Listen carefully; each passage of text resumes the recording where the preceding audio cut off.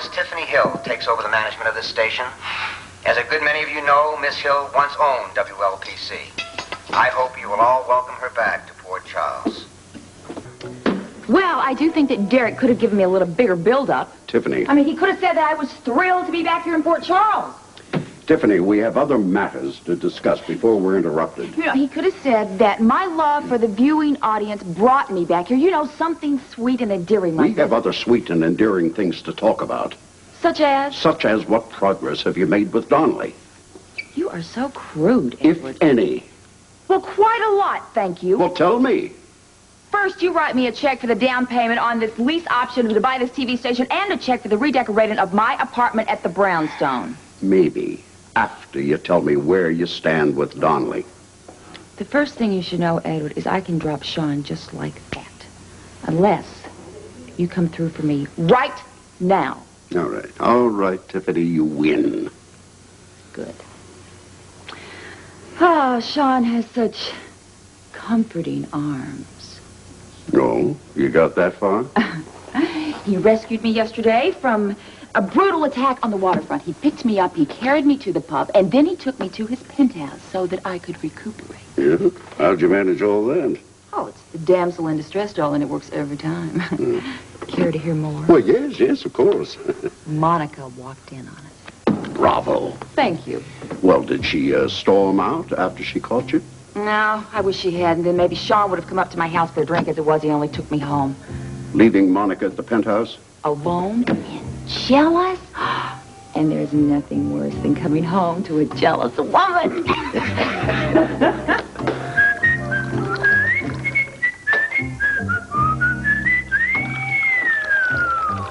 Well, good morning. Please, speak very softly. My head will fall off. Here, I made you some coffee. No, thank you. Why didn't you send me home last night?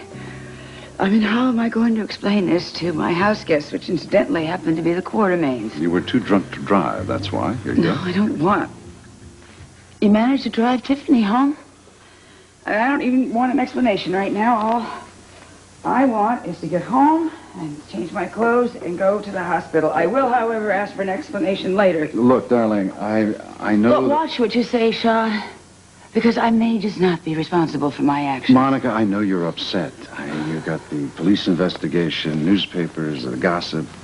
Hey, thanks a lot. I was only thinking about Tiffany. I've got to get out of here. All right.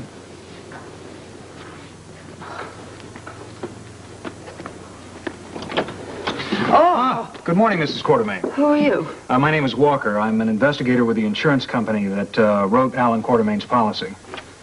I don't understand, Sean. I called your home, Mrs. Quartermain. Your brother-in-law said that you might be here. As a matter of fact, I'm glad that you are, because what I have to say concerns you and Mr. Donnelly. I think we should hear the gentleman out. Monica, please come in. Thank you, Mr. Donnelly, for your cooperation. It's not cooperation. It's practicality. Just find out what the man wants, Sean. I'll get straight to the point. Please do. I'm here to advise you that you won't be collecting on your late husband's policy. Here, let me show you a clause in the policy. No, you don't have to show me anything. What do you... Just tell me what it's about. It doesn't cover suicide or murder. Actually, I think these policies do cover murder, Mr. Walker. Not if the beneficiary is implicated. Wait a minute, are you accusing me of murder?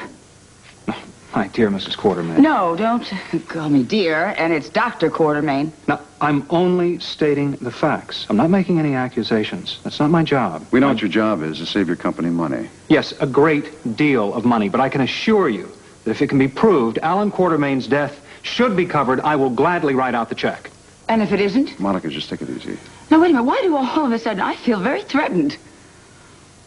I'm sorry that you do. Well, how am I supposed to feel? It's a very good question. Mr. Walker, I assume you're working with the police until this matter is all cleared up? Yes, of course. Fine. Then I think you have covered everything you've come to say. I'll show you out. Thank you.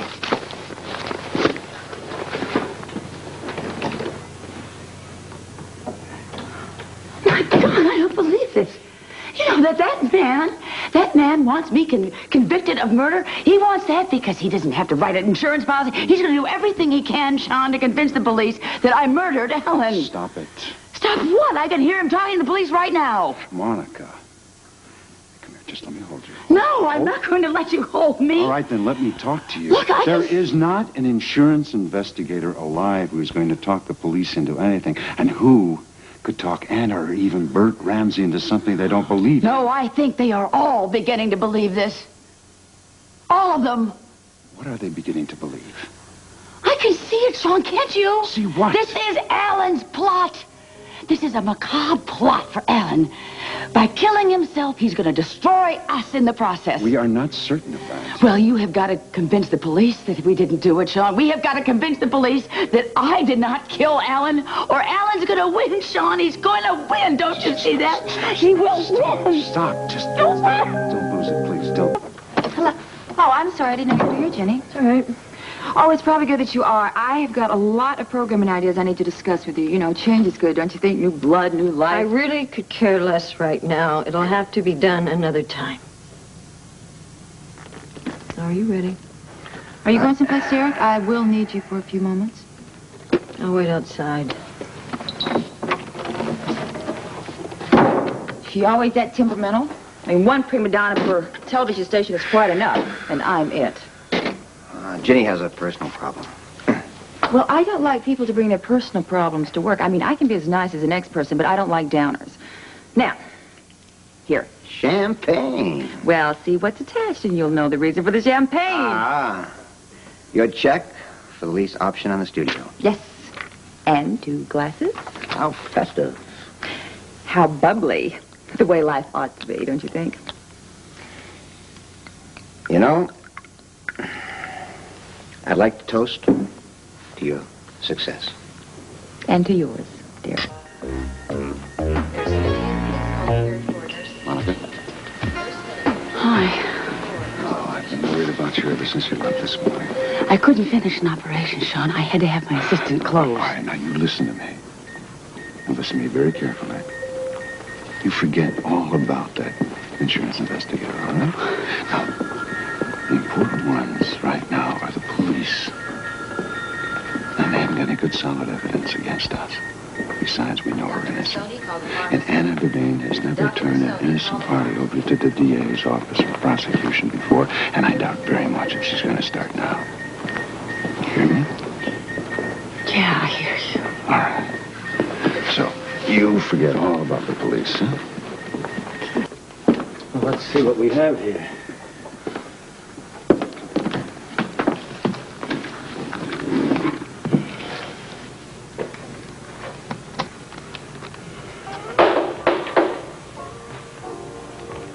Yes? Are you decent? No. Better not be. Sorry, Mark. Please. I gave Jennings the night off, though. We shouldn't have to worry. That's Dr. Quartermain's voice. Yes, I think I recognize the other voice, too. Mr. Jennings, would you mind waiting outside, please? No, of course not. Thank you very much.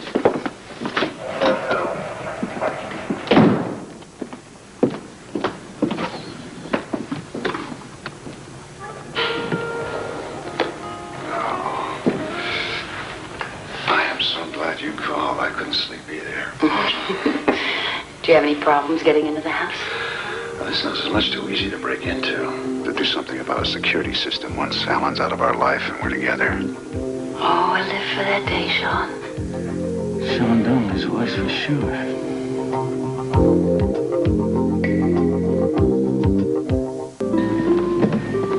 Sean. Oh, hi, Rick. Hi. Hi. I stopped by to see Monica. She's pretty upset this morning. Yeah, I know. It's a shame. Also upset about having to have her assistant help close in surgery today. I heard about that. I got to tell you. Sit, please. It was just close, and most of us do that 90% of the time. It's just that Monica happens to be one of the most conscientious doctors here. Did you talk to her this morning? Yeah. Now, that insurance investigator really threw her for a loop. Where are the police in all this? so far, they think most of the evidence is phony. So far. Yeah. Well, if there's anything I can do, please let me know. Look, buddy, I appreciate that, thanks, but all it is now is a game of waiting until the police clear us, that's all. Waiting games aren't much fun, are they? You been through it? I'm with her right now with Mike. What's wrong? Mike has 2 weeks to decide whether he's going to leave with and go live with Derek in Omaha, or he's going to stay with Ginny and me. I'm telling you right now, Mike is going to stay with Ginny and you. I would like to believe that. I would like that to happen, but Derek happens to be a very persuasive man. You still think it'll be all right for us to be seen together at the big party Friday night? As long as we hold our heads up, don't look guilty. Still, we should be careful. It'll be all right, Monica. We're going to have everything you've ever wanted. Oh, yes, everything.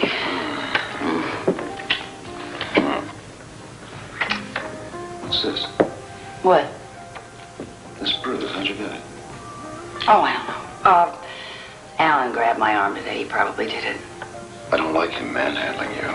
Sean, I can stand anything as long as I know he'll be out of our lives. He'll never lay a hand on you again. I promise you that. I don't want to talk about Alan. All right. Let's talk about that cruise around the world we're going to take. Oh, Sean, I want so much to believe it's all going to work out. We'll really be able to take that cruise. Believe it. Once we're rid of Alan, the world is ours.